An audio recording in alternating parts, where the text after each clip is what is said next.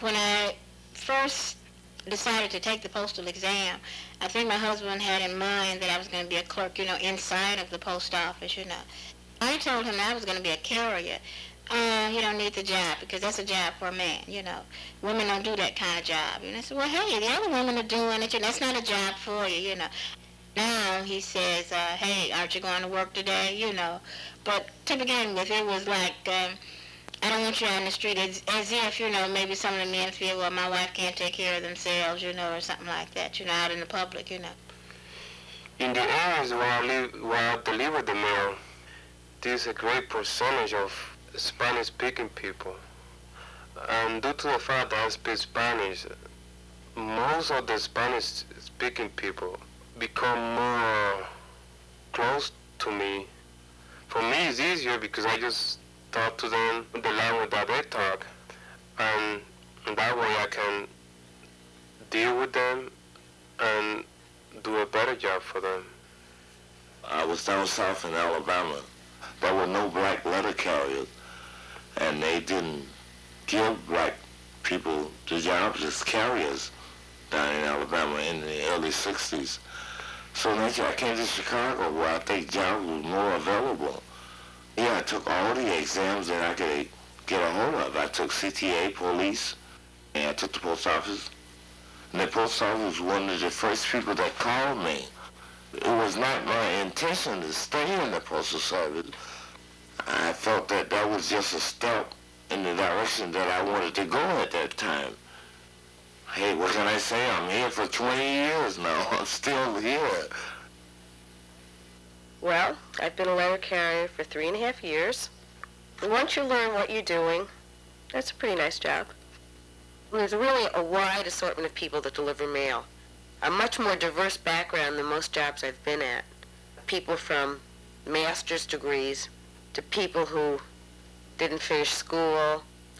There are a lot of veterans, people who are artists and poets. I've enjoyed basically the people I've worked with. To me, I'm going to have to quit this job because the hours conflict with my husband's schedule, and I have 2 little kids, and then all the money goes out to daycare. And if I could work this job part-time, I'd keep it, and then once the kids were older, I'd go back full-time.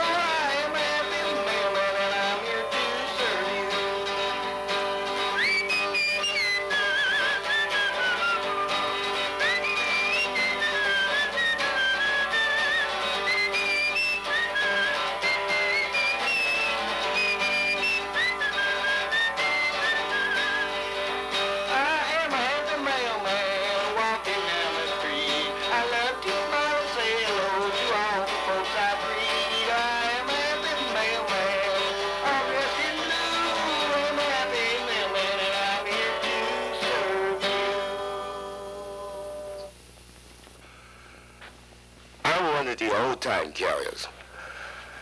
I've had only one route since I've been in the Postal Service. That one route I've been on for 17 years. The old people especially depend on you coming by because they have established a relationship with you where you part of their family. They have kids. You've noticed that kids grown up. You knew when they had their birthdays. You knew when someone died. They wait for Joe the mailman to come by, so that's part of their daily activity. When I don't show, something is missing. And they want to talk about something. They have something to complain about. A lot of the time they want something to be done, and they feel that I'll ask Joe the mailman, he'll tell me. They want paper to be filled out. I'll ask Joe the mailman, he'll fill it out. Some of them used to get letters that they couldn't even read. I had to read it for them. To me, it's important. I enjoy it. You know, it makes my job more fulfilling. You feel that these people expect a service out of you, and you should do it. That's what you're there for. You don't want nobody to inhibit you doing this. And it's not limited to just delivering that letter to the door. It becomes more. It becomes more and more, increasingly more. People get sick on my route. Unbelievable. One man, he was in the basement of his house. He lived alone. I've been knowing him for years. He's a super old man. Every day, you know, he waits for me. He's just making a point, wait for Joe the mailman. And that day he didn't show. I just happened to look through the window, and I saw him laying on the floor, blood coming out of his mouth. I had to break the door down to get in there. Called the paramedics. They came in, they got him, took him out to the hospital and whatnot. You just make the effort to try to take care of the people that you feel belong to you. They're my people.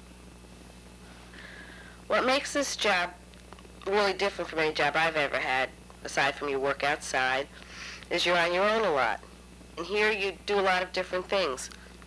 You spend about 3 hours inside the station putting your mail together. Then you get in your car or your Jeep and you just go out and do your job. And, you know, you're carrying people's mail around, which is really important. Stuff people wait for, a lot of what we deliver is junk. But the mail that people do need, you know, they expect that they're on time and they want it at the right house. And you have a lot of work to do that. And, you know, you have to be pretty responsible. You have things people have to sign for. A lot of money comes through the mail.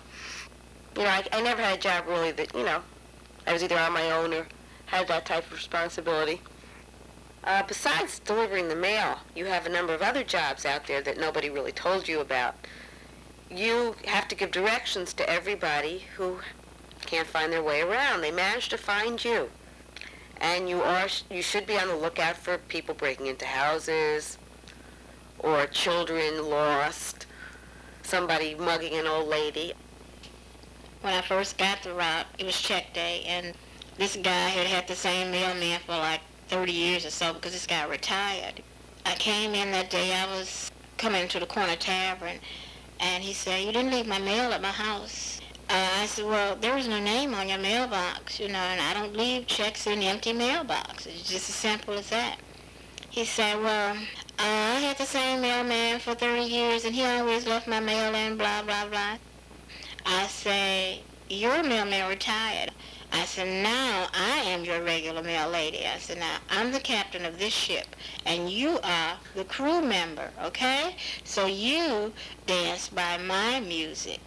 So the name went up, no more problems. Everything went beautiful. Everybody in the tavern gave me a big cheer, you know, after I kind of straightened them out about, you know, hey, you don't have that mailman anymore. It's all the way different now, you know.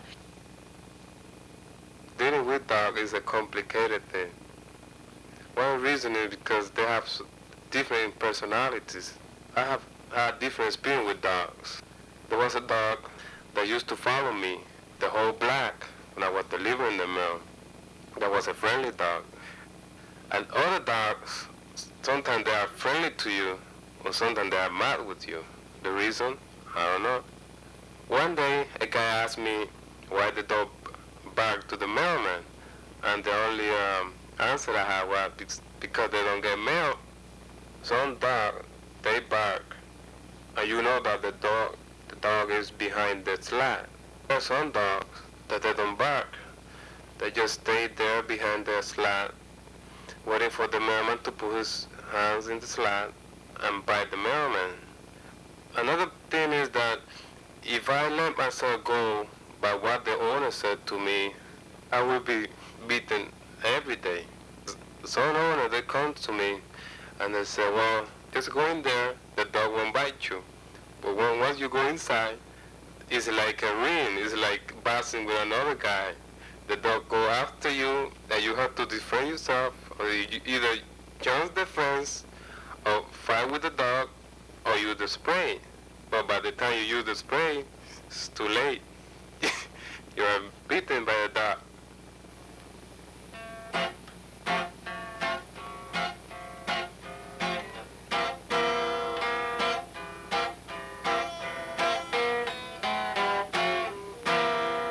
There is a lady on my route, always tries to please.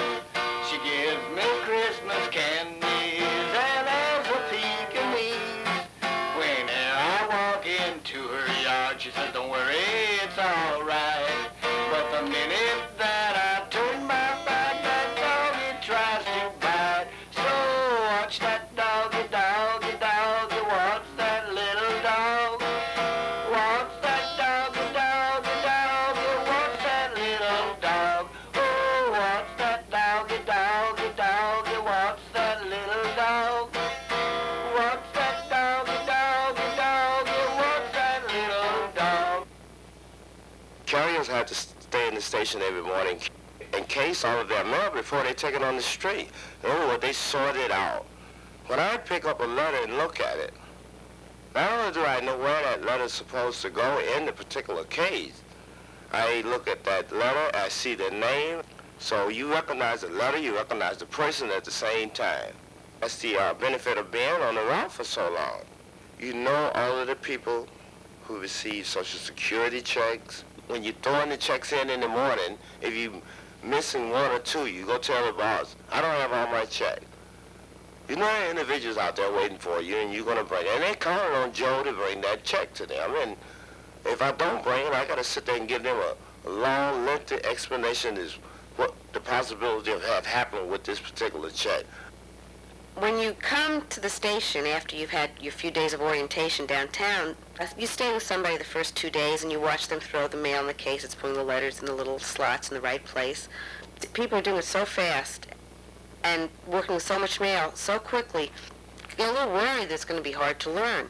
Then after 2 days, you're just put right in front of a case. So you start throwing the letters in, and you've done maybe half an inch of letters, and the other carriers are almost done with their ledge. And you start glancing at the time, and you know you're not stupid, but you can't imagine how these people could ever do it as quickly as they appear to be doing it. I mean, it takes you months before you can actually be put on a case you don't know and do a reasonably good job. But the first few weeks, you might be on a different case every day and you have no idea what you're doing. Having the route the first day is the hardest part, but once I had the route the second day, with the knowledge that I acquired the day before on the route, it helped me to do my job. It become easier. I feel like I am more in control. Let's suppose I don't have the route for a couple of weeks. There are some names that I still remember. And that's one thing I learned when I am in different routes. The process of learning names, learning places. Every time I am in a route, it's always a learning process. It never ends. It was like it was about 3 or 4 women carrying when I came into the station. We had it a little bit hard, but we endured it, and after a while they began to accept it. I think now they really like us there, but some of them were nice. Others were, well, you should be at home in the kitchen. That's what they would always tell us to. A woman's place is in the kitchen, you're out of place, you don't need this job, Well, we got to work too, because, most times you need actually 2 paychecks coming in. Like a lot of us, if you don't have husbands, then you're in trouble too. You got to have a paycheck coming to take care of the children, Between the sub and the roller is the floater, because the floater is the one who every week and different day he do those 5 routes that he has. The post office works 6 days a week. That day that the post office work extra and the regular care has off, that's when I would deliver their route. The flow set that I have now, in compare with the one that I had before, is much easier. Also, the volume on the mail is lighter than the other flow set that I had before. Whoever had the more time in the post office, he's capable of getting a better route, and as a consequence, the job would be easier. That's the whole idea, to try to get the easiest job in the post office as a mailman. Like in the old days, it was my responsibility to get my route on the street. I knew what I had to do every day, and no matter how much mail came in, I had to take care of it. So some days I don't have very much. Well, gratefully, I was, really grateful for it. On the days when the mail was heavy, I still went on, got it out there. Long time ago, we got stuffed with a lot of mail, and you took it all out there, and you come back maybe in 10 hours, but you got it delivered, and the boss didn't give you a hard time. But now I can't do that, because now we have a measuring system that the Postal Service use. They measure my mail, and they tell me whether or not I have 8 hours of work. Since you don't have 8 hours of work, we can utilize you somewhere else, because they want you totally productive. They don't want you sitting around idle time. On any given day, you have X amount of mail to deliver, and you have to decide basically whether or not you can deliver all the mail that you're given that day in 8 hours. And if you can't, you're going to have to leave some. But you don't really know that at the beginning, so it's very difficult to tell when to leave the station or whether you'll get done in time or not. Your supervisor may or may not give you a hard time. They want you to take out all the mail, and they'll try and argue with you it's possible. But you have to be firm and just say you have a certain time to leave, and that's all you can do. And that's all you're going to do. One thing you can always say, and they won't like it, but basically you're doing the best you can. And everybody works at different rates, and some people do the job better than other people, and that's just the way it will always be. I once had in mind that I wanted to become a supervisor. Actually, I pursued it to a certain extent. I really had it in my mind, honestly. But with the system as it is today, and looking at my supervisors today, it's just so many hassles that they have to go through now that I didn't see when I came into the service earlier. Like, they have a gob of paperwork to do every day. Now they got it whereas they have to put everything into computer. I'm not a lover of paperwork anyway, Being a carrier has its advantages, because actually when you're on the street as a carrier, you're on your own, more or less, All of us have to abide by rules and regulations, but I don't think there's nobody who can follow the rules exactly. There are so many ways that you can break them, and a lot of the things that you do for your patrons on the route is actually not rules and regulations, My idea as a professional carrier is an individual who goes out and takes care of his people and do his mail and get it to them and everything else. The real idea of a professional carrier is a person who do what you're told and do 8 hours work, and that's it. And it impair you to a certain extent, but you have to just realize I'm here for 8 hours, and I have to obey the orders that are given to me, no matter how ridiculous they may sound. I have to do it. I try to understand the situation, and I tell around the other carrier, you carry yourself. You try to tell them that the old days are gone, and this is a new day, and you're going to have to do what you're told now. You don't have the option of making a decision on your own. And we deal with human beings, and it's hard.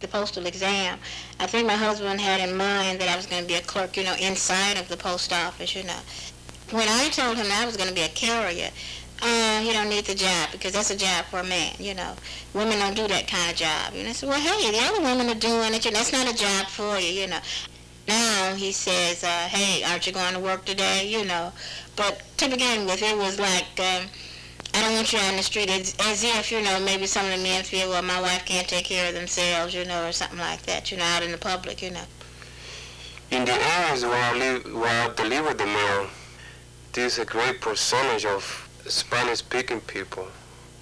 And due to the fact that I speak Spanish, most of the Spanish-speaking people become more close to me. For me, it's easier because I just talk to them the language that they talk, and that way I can deal with them and do a better job for them. I was down south in Alabama.